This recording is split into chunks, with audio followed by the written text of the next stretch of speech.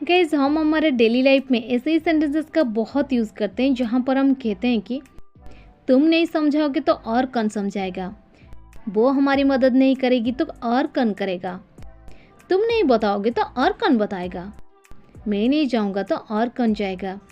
So guys इस प्रकार के छोटे छोटे वाक्यों को हम हिंदी में तो बड़ी आसानी से बोल लेते हैं, बट इसे इंग्लिश में कैसे कहेंगे, इसके लिए कौन स्ट्रक्चर की यूज़ करेंगे आज के इस वीडियो में हम सीखने वाले हैं। इस प्रकार के सेंटेंसेस को इंग्लिश में कहने के लिए इसको सेंस को समझना बहुत ज़रूरी है।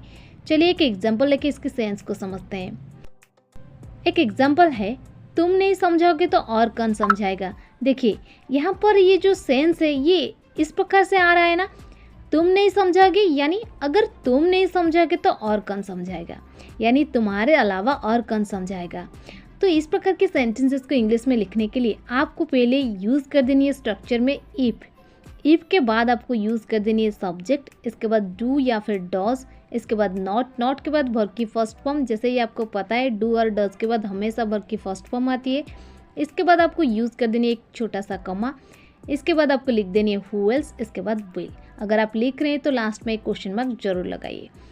और भी एक चीज़ मैं आपको क्लियर कर दूँ, डॉज आप यूज़ करोगे थर्ड पर्सन सिंगुलर नंबर के पास, जैसे कि ही सी इट नेम, इसके पास।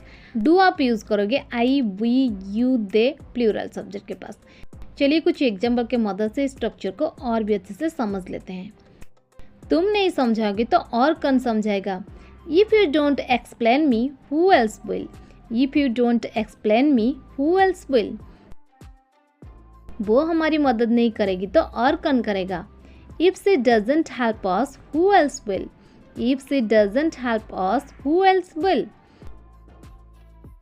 मैं नहीं जाऊँगा तो और कौन जाएगा। If I don't go who else will. If I don't go who else will. वो नहीं पढ़ेगा तो और कौन पढ़ेगा। If he doesn't study who else will. If he doesn't study who else will. तुम नहीं बताओगे तो और कौन बताएगा। If you don't tell who else will. If you don't tell who else will.